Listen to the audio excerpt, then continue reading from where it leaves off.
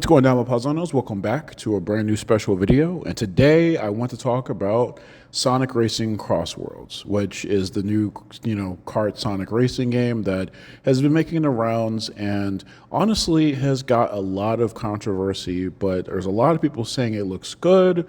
There's a lot of people saying, what the hell, the price.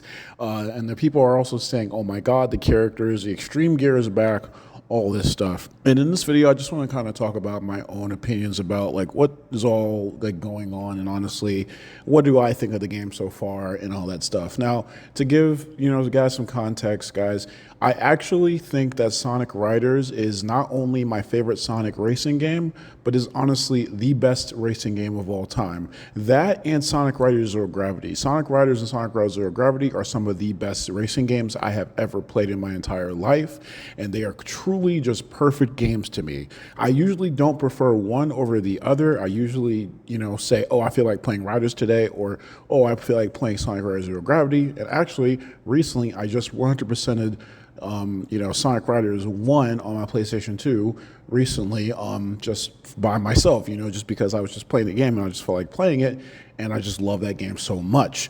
So that's where I'm coming from. I did not like Free Riders. If you can play Sonic Free Riders with a controller, that is actually a pretty damn good game. I do not think it's as good as Sonic Riders 1 or Sonic Riders Zero Gravity, but still, it's a great game. Now, because of the reception from those games, Sega wanted to make a traditional kart racer, and that's where, they actually did it before with like, Sonic Drift and all that stuff. But then, after the reception that, Sonic Riders had, they decided to make a traditional kart racer again, and that's where Sonic and Sega All-Stars Racing came from. And that was supposed to be a kart racer with Sonic and a lot of Sega All-Stars, like a lot of other Sega characters. And that series, unfortunately, has came and went because Sonic and Sega All-Stars Racing was a great game. I loved that game so much. And Sonic Racing Transformed, that was another game that came out, but that was all the way back in 2012, and we have not had a direct sequel to that game in particular in terms of, Sonic and Sega. In fact, with that game, it's not even called Sonic and Sega All-Stars Racing Transformed, it was called Sonic and All-Stars. Now, that probably has to do with the fact that there was more third-party characters that had nothing to do with Sega in that game, like Heavy from Team Fortress 2 or Wreck-It Ralph from, Wreck-It Ralph. But at the same time, it did seem to say, like, we're not really focusing on the other Sega franchises. And they actually didn't do that for a while, so much so that when Team Sonic Racing came out, there was literally no Sega characters. And honestly, that was at a disdain for me because although I do not prefer Sonic and Sega All-Stars Racing over Sonic Riders, I will say Sega does need to rely more on other IPs. They really do. But recently, they actually have been doing that. They really have been trying to focus on stuff other than just Sonic, which is great. We have the Yakuza series now. I mean, there is Phantasy Star, and they're bringing back Jet Set Radio. They're freaking looking at other properties. I actually can't really name them right now, but the fact that Sega is actually literally doing that, I love that to death. But unfortunately, we still don't have a sequel to that particular game. But with that being said, I think that Sonic and Sega All-Stars Racing was a great game. Sonic and Sega All-Stars Racing Transform, I actually did not really used to like that game that much, but after playing it, I actually love the difficulty in that game. I actually love how skillful you actually have to be with that game in order to get good. And I love the transform mechanic, and it was great. But they took it out for Team Sonic Racing, and Team Sonic Racing is just so boring to me. It's one of the most boring Sonic games I've ever played. I don't feel any type of way to play that game. I just think it was boring, and I'm not even sure why, because the team mechanic was kind of cool in concept, but that game, I just don't really feel any type of way about it at all. That is the most meh Sonic game I've ever played, and to me, honestly, meh is very bad. But with that being said, now they're making this new game, and honestly, it's really promising so far. First of all, you got, the characters from Team Sonic Racing again, but they're adding more characters like Jet, Wave, Storm. And with all that, you have your extreme gear, you have more customization like how you'd had with Team Sonic Racing. Actually, a good part of that game is that you could customize your car and your vehicle or whatever so much. And there are so many different options, and there's so much variety in terms of the vehicle selections in this game, and I love that. And honestly, I really do like the graphics.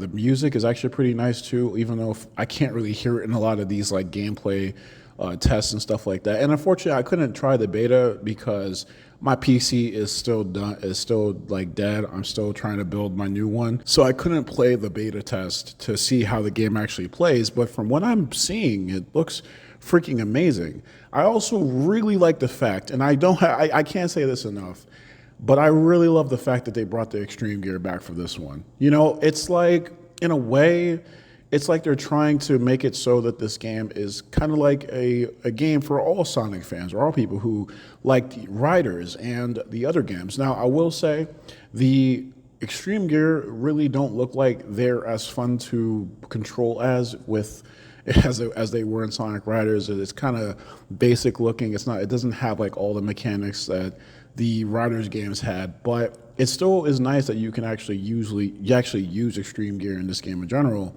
And I hope that there's like other customization options, or other vehicle options, like, you know, more vehicles, and even maybe a way to run on foot. I don't know. I'm probably like the only person that really wants that, but seriously, I actually, as a person who loves Sonic R, Sonic Rivals, and, you know, all that other stuff, I actually really do like on-foot racing games. It's really cool, not just in a Sonic sense.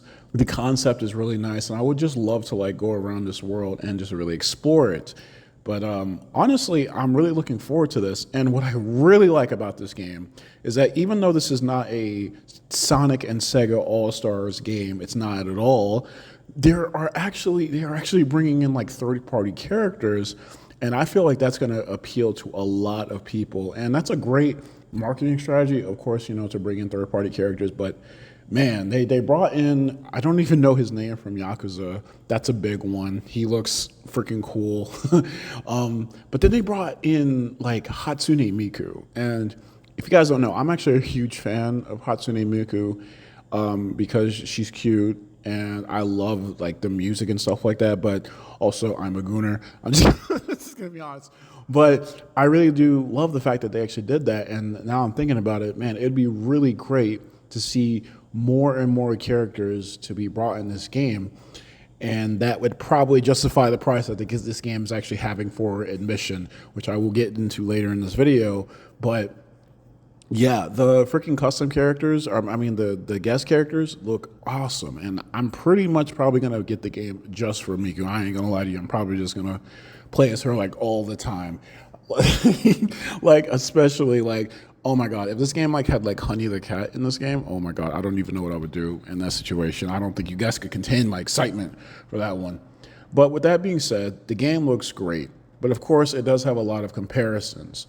And one big one is you know, for the big Mac Daddy himself, Mario, because Mario literally just released Mario Kart World. Now, I talked a little bit about Mario Kart World in my last video, which you guys should check out, when I was talking about why I won't be buying the Switch 2, which there is an asterisk to that, so I would definitely recommend you guys watching that video. It's pretty good.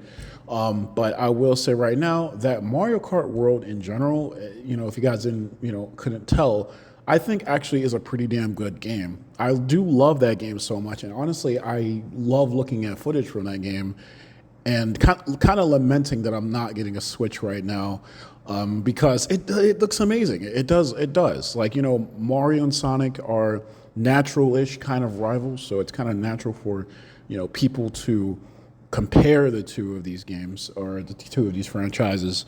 But at the same time, yes, there's a lot of controversy with that, comparisons in general. Everybody's saying like, oh yeah, Mario's better, Sonic is better, and all this other stuff. And I'm just over here like, well, why can't we just have both? Sonic does look like to be the faster one, honestly, which is very expected because, I mean, it's Sonic. The gameplay does seem faster there. It's a lot more chaotic, though. And Mario is just traditional Mario Kart racing stuff. But, you know, they also have alternate costumes. They also have the open world stuff. and the Grand Prix mode, which is, you get to drive around, and it honestly does look like a great game. This game has all the transformation. Sonic Racing Crossworlds has like the transformation stuff. It has the customization. It has the characters, the guest characters, and all that stuff, and it has all of that stuff going for it. So these games are kind of like competing in a weird way. I hate to say it, but like that's really how this goes. And I'm just going to be perfectly honest with you guys. I do not care about all of that stuff. I love Mario and Sonic equally, so I don't really actually care about which one is better than the other. Both of these games have, positives and negatives over the other, one over the other, and it doesn't really matter. I honestly could go fine with both. But here's the big thing about both of these games. Like I said in the other video about the Switch 2, is the big concern right now is the price. Because of tariffs, because of games and resources that are being used to make them, we are seeing a future in which that games could actually cost more than the traditional $60. We have seen it for a little while now with a lot of other games actually costing like $70. But now we're seeing again stuff like Mario Kart World actually costing about $80. And just to get this out the way, Sonic Racing Crossworlds is apparently going to start at $70. Now, there's a lot of people on here that will use clickbait titles and other things like that to say, oh, well, this game's going to cost $90. It's worse than Mario.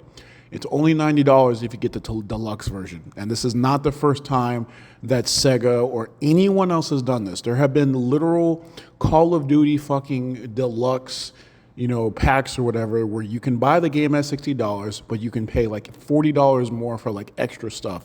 This is nothing new. So honestly, to be honest with you guys, the people who say this game is like $90 are actually pissing me off, because if you are saying that the game is $90, then you are the whale here, right? They are appealing to you. They are basically saying, I'm going to pay $90 because this is the only valuable version I can probably get. Now, again, the $70 version, you just get a little bit less extra stuff and less unlockables and stuff. But at the same time, the base price is straight up $70. Now, is the game even worth that much? It's hard to say. I will say right now that I will never buy Mario Kart World for $80. I'm just going to let you guys know that right now. I will never buy that game for $80. I'm just going to put my foot down there right freaking now. Now, the only way that I'll ever probably play Mario Kart World is if I get the Switch bundle, because if I get the Switch bundle, I will get it for basically about $50, because the base console is about $450.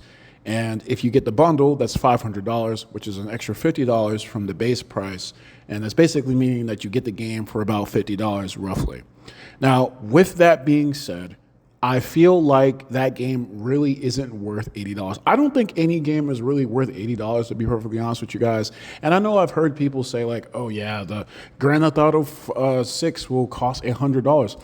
I'm telling you guys right now, I'm a dude who practices what he preaches, and honestly, I do not care if, Nintendo doesn't care about my opinion, or, Rockstar, or any of these other people. I do not care. I practice what I preach, and I will tell you right now, I will not buy a game that's $80 or $100. Mario Kart World could get a pass just for now, just because it's Mario Kart, and because it's like a new game, and all this terror stuff is going on. And maybe, who knows, maybe this terror stuff will blow over, and then this game will go back to just being a regular $60 game, which is more than fine. But at this moment right now, I would never buy Mario Kart World for $80, even if it does have Swimsuit Daisy. And I love Daisy, and she's got the swimsuit, but I'm not buying that game just for that suit. I'm a gooner, but at the same time, I'm not doing that, all right? I'm just going to let you guys know right now. I refuse. However, with Sonic Racing Crossworlds, it's just $10 less at its base price with $70. Would I buy that? It honestly is hard to say. Honestly, I hate the fact that it even is $70, but you really have to, think about what you're getting with that $70. You're getting a racing game that you can play online with your friends, or you can make, or play it solo or whatever. Will it have a story mode? Will I be able to, unlock more characters? Will there be more characters coming to this game?